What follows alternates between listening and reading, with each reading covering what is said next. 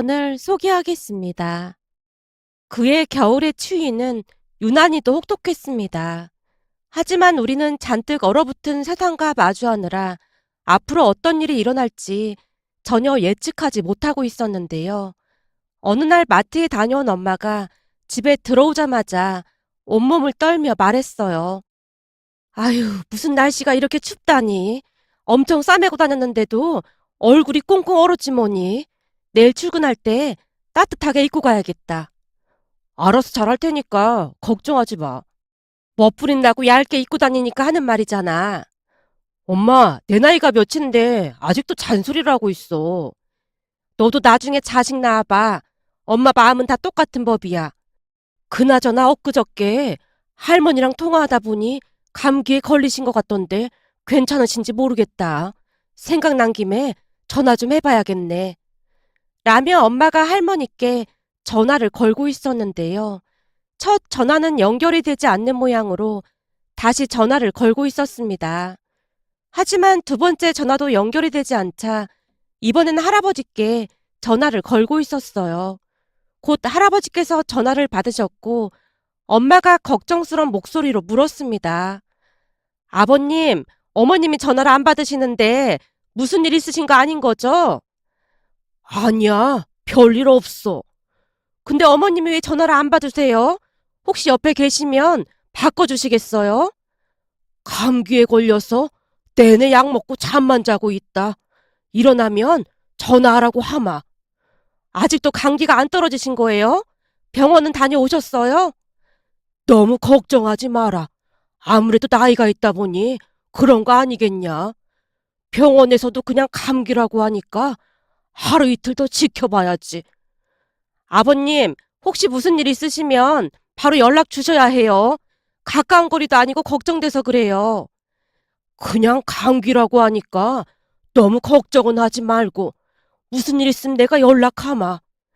예, 아버님도 잘 챙겨 드시고 감기 조심하시고요. 라며 엄마가 전화를 끊고 있었습니다. 엄마, 할머니 많이 아프시대? 병원에서 감기라고 했다는데 아직도 아프신가 보네.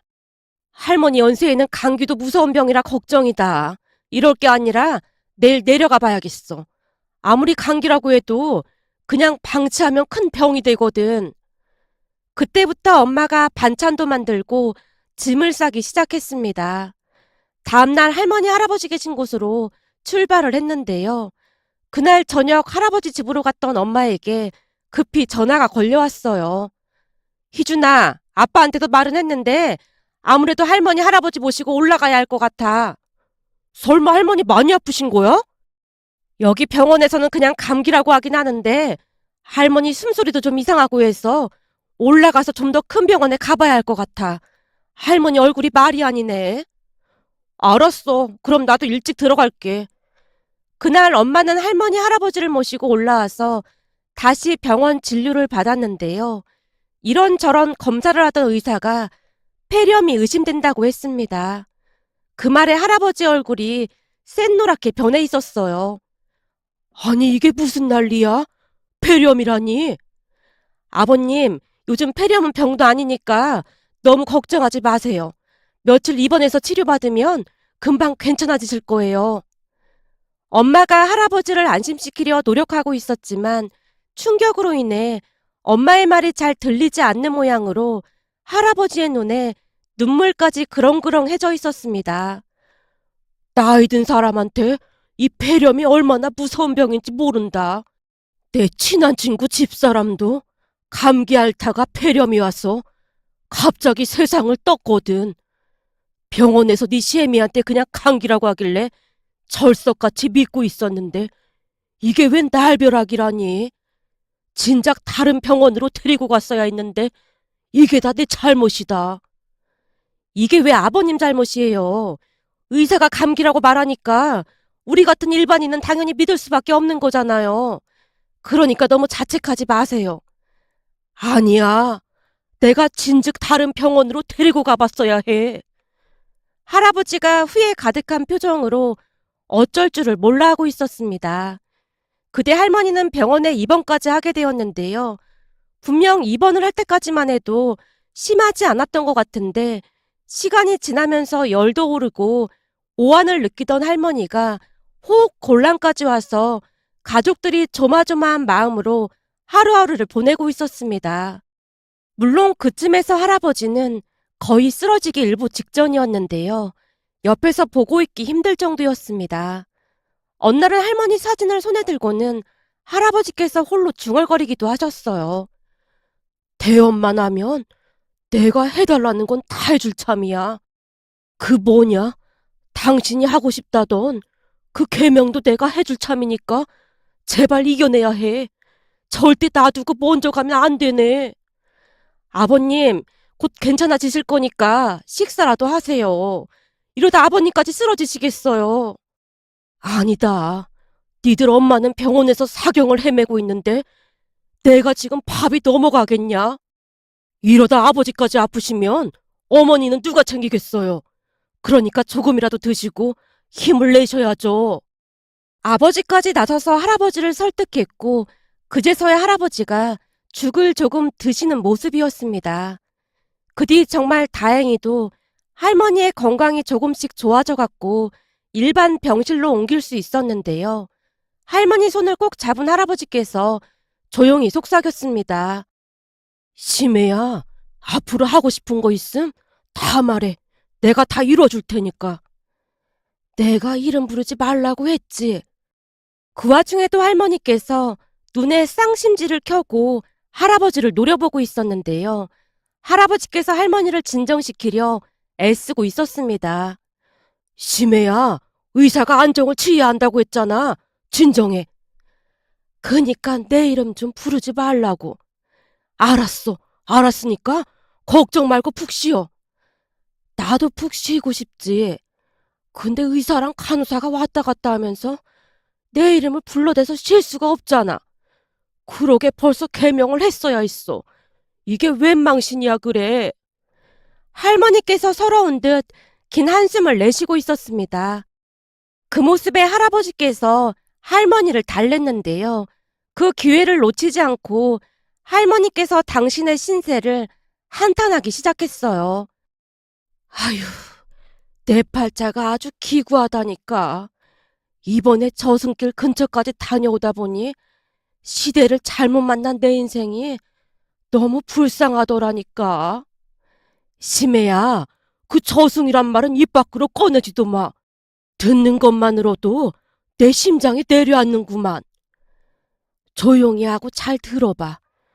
내가 사경을 헤매고 있을 때 봤던 건데 어떤 호숫가에 배가 하나 있더라 그 말이야. 근데 사람들이 다들 그 배에 올라타길래 나도 따라서 올라타려고 했는데 어디선가 당신 목소리가 들리더란 말이야. 내 목소리가 들리긴 했어? 아주 선명하게 들리더라니까. 꿈에서 당신이 심해야 절대로 배에 올라타면 안 된다. 얼른 돌아와. 돌아오기만 하면 원하는 소원 다 들어줄게. 부디 돌아만 와. 그러더라니까. 그랬어? 세상에나 내가 간절하게 빌었더니만 내 목소리가 저승까지 들렸구만 그래. 순간 감격에 겨운 듯 할아버지의 눈시울이 붉어져 있었습니다. 그 모습을 보며 할머니께서 계속 말을 이어가셨어요. 그래서 내가 곰곰이 생각을 좀 해봤는데 내가 이대로 저승으로 가면 내 묘비에 지금 내 이름이 그대로 적힐 거 아니야. 아무리 생각해봐도 내가 그 꼴은 절대 못 보겠더라니까.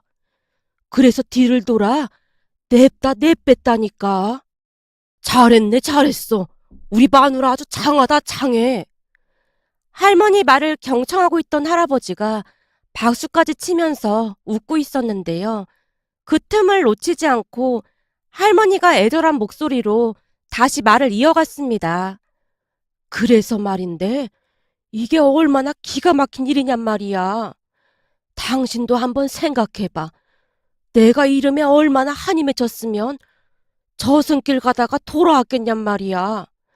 세상을 다 둘러봐도 나처럼 기구한 운명을 가진 사람은 없을 거야. 할머니께서 고개를 돌려 우는 신용까지 하고 있었는데요. 할아버지께서 다짐을 한 듯 굳건한 목소리로 입을 열었어요. 여보, 그렇지 않아도 당신이 사경을 헤매고 있는 동안 내가 얼마나 후회를 했는지 몰라. 당신이 허구한 날 개명하고 싶다고 했는데 그게 뭐라고 그걸 못 들어준 게 후회가 막심하더라 그 말이야. 정말? 진짜 그리 생각했단 말이야? 그랬다니까. 그래서 말인데 당신 태어나면 바로 개명 신청해보자고. 그니까 얼른 나와서 태어날 생각해. 알았어. 내가 밥도 잘 먹고 의사가 하라는 대로 잘해서 빨리 태어내 볼게. 할머니의 얼굴에 화색이 돌고 있었는데요. 평생 이름 때문에 스트레스를 받을 수밖에 없었던 할머니의 마음이 이해가 되고도 남았으니까요. 잠시 우리 할머니 이름에 대해 말씀을 드리자면 우리 할머니는 심혜라는 이름을 가지고 계신데요. 그냥 이름만 들었을 때는 큰 문제가 되지 않았지만 앞에 성씨가 붙으면 기가 막힌 이름으로 돌변했습니다. 우리 할머니의 성씨가 한씨였거든요. 그러니까 우리 할머니의 이름은 한심자 해자랍니다. 빨리 불러보자면 한심해였고요. 그랬기에 살면서 이름 때문에 난감했던 적이 한두 번이 아니었다고 했는데요. 병원을 가던 은행을 가던 사람들이 한심해 씨라고 부르다가는 다들 웃음을 잡느라 바빠 보였다네요. 그렇게 평생을 이름으로 인해 스트레스를 받던 할머니는 개명을 하고 싶다고 노래를 부르셨습니다. 하지만 다들 신경 쓰지 않는 분위기였는데요. 특히나 할머니께서 개명을 하고 싶다는 말을 꺼내기라도 하면 할아버지께서 콧방귀도 끼지 않고 나무라기 일쑤였으니까요. 장성한 손자까지 있는 할망구가 뭔 놈의 개명을 한다고 난리야. 우리 조금 있으면 염라대왕 만나러 갈 나이야. 그냥 조금만 참어. 나는 남은 삶이라도 멀쩡한 이름으로 살고 싶단 말이야. 당신이 내 심정을 알기나 해. 당신 이름이 뭐가 어떻다고 그래. 심해라는 이름이 얼마나 예뻐. 장인어른께서 고민고민하고 지어주신 이름인데 그 이름을 왜 못 바꿔서 안달이 났냔 말이야. 이름은 괜찮은데 성씨가 문제잖아. 한심해가 뭐야 한심해가. 아니 이름을 지어도 어쩜 한심해로 지을 수가 있어. 당신도 처음 내 이름 들었을 때 배까지 움켜잡고 웃었다며. 내가 오죽하면 이러겠어? 할머니께서 잔뜩 화가 나신 채 울먹이고 있었지만 할아버지는 들은 척도 하지 않았습니다. 그랬기에 아픈 것을 빌미삼아 할아버지의 마음을 움직여보려 할머니가 온갖 불쌍한 표정을 지으며 할아버지를 설득하고 있었고요. 결국 할머니 이름을 개명해주겠다고 할아버지께서 큰 소리까지 쳤고 할머니가 감격의 눈물까지 흘렸습니다. 그 뒤 할머니 할아버지는 한동안 우리 집에서 지내기로 했고 제가 할머니 할아버지를 모시고 개명 신청에 대해 알아보기 시작했습니다. 그렇게 얼마 뒤 할머니는 드디어 개명을 할 수가 있었는데요. 세상을 다 가진 듯 행복해하는 할머니의 모습에 저도 덩달아 기분이 좋기만 했습니다. 어느 날은 집에 놀러온 이모 할머니께 할머니가 자랑을 했거든요. 언니, 이제 난 한심한 여자가 아니야. 이게 뭔 소리야? 한심한 여자가 아니라니. 그럼 심심한 여자냐? 아이고, 이제 보니 심심해가 더 잘 어울리는 것 같기도 하네. 언니, 내 이름은 이제 태희야. 그러니까 앞으로 태희라고 불러. 사실 나 개명했거든. 뭐? 개명? 개명이 뭐야? 그러니까 이름을 바꿨다고. 뭐? 네 이름을 바꿨다고? 멀쩡한 이름을 왜 바꿔? 한심해가 멀쩡하긴 뭐가 멀쩡해. 한심해, 심란해. 이제 그만해. 아주 지긋지긋해. 아버지가 철학관에서 비싼 돈 주고 지어준 이름인데 이름을 바꿨다고? 내 이름은 한순해. 네 이름은 한심해. 얼마나 예쁜 이름인데 이름을 바꿔. 이모 할머니가 놀란 채 묻고 있었지만 할머니는 그저 들뜬 목소리로 대답했습니다. 한순애는 그래도 낫지. 한심애는 진짜 해도 해도 너무했어. 꼭 내 인생이 한심한 것처럼 느껴지잖아. 예전에 언니도 내 이름 웃기다고 많이 놀렸잖아. 하긴 그냥 이름만 부를 때는 몰랐는데 성씨만 갖다 붙이면 이름이 요상해지긴 했어. 참, 이름을 뭘로 바꿨다고? 태희? 내가 이름 바꾸려고 엄청 알아봤는데 탤런트 중에 김태희가 그렇게나 예쁘더라고. 그래서 한태희로 개명했어. 뭐? 한태희? 다 늙어서 태희가 뭐야, 태희가? 혹시 알아? 다음 생에 다시 태어나면 김태희처럼 예쁜 얼굴로 태어날지. 그래서 태희로 바꾼 거야. 할머니의 말에 이모 할머니께서 고개를 절레절레 흔들고 있었는데요. 옆에서 가만히 듣고 있던 할아버지께서 무심한 듯 한마디를 하셨어요. 개명을 하던 안 하던 우리 마누라는 원래부터가 김태희보다 예뻤어. 아이고, 남사스러운 거. 오히려 이모 할머니가 새빨개진 얼굴로 할아버지를 나무랐지만 할아버지는 상관도 하지 않는 모습이었습니다. 내가 내 마누라 예쁘다고 하는데 남사스러울 게 뭐가 있겠어요. 저 세상 가려다가 내 목소리 듣고 다시 돌아왔다잖아요. 누가 뭐래도 나는 세상에서 우리 마누라가 제일로 예쁩니다. 할아버지가 다시 능청스러운 목소리로 말하고 있었고 할머니는 그저 행복해하는 모습이었습니다. 사실 할머니가 병원에 입원한 뒤로 할아버지는 전혀 다른 사람이 된 것 마냥 변해 있었는데요. 그동안 할머니께 잘해주지 못했던 것에 대해 많이 후회하고 있는 듯 해보였으니까요. 그러던 어느 날은 엄마가 할머니 할아버지께 말을 했어요. 여기 계신 동안 건강검진까지 하고 내려가세요. 건강검진은 무슨 건강검진이야. 이제 다 나았는데. 할머니께서 손사래까지 치면서 거절을 했지만 엄마도 지지 않고 할머니를 나무랐습니다. 어머님, 우리가 얼마나 놀란 줄 알기나 하세요?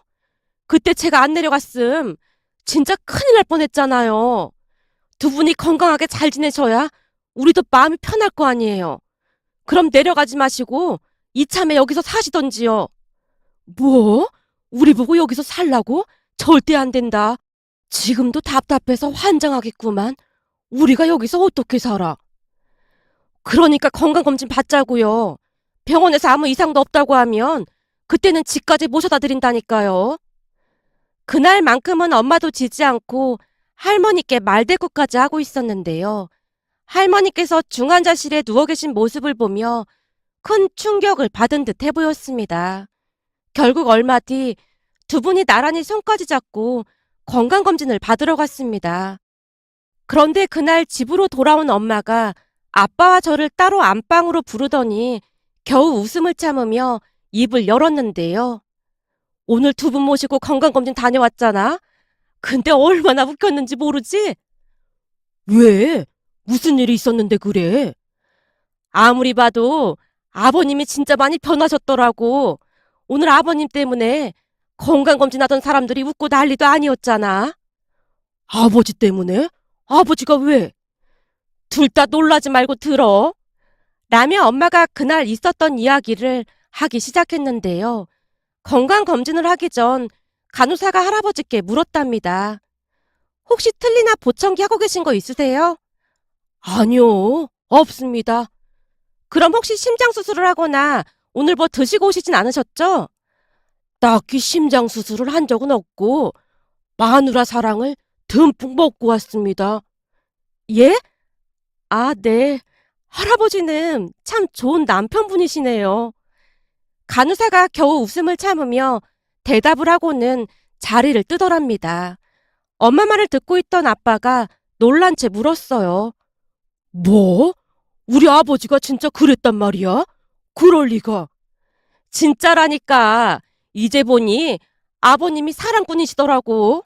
사람들이 다들 어머님을 엄청 부러워하더라고. 당신도 아버님 밥만 따라해봐. 그럼 매일같이 밥상이 달라질걸. 엄마가 핀잔을 주고 있었음에도 아버지는 믿을 수 없다는 그런 표정이었습니다. 그때 할머니 할아버지는 누구보다도 건강하게 잘 지내고 계신답니다. 요즘은 할아버지께서 할머니 이름을 더욱 자주 부르곤 하시는데요.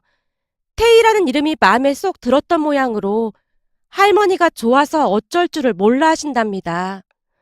그 모습을 보며 문득 예전 일이 떠올라 이렇게 글 남겨봅니다. 오늘의 사연은 여기까지였습니다. 즐겁게 보셨다면 구독, 좋아요 부탁드립니다. 고맙습니다.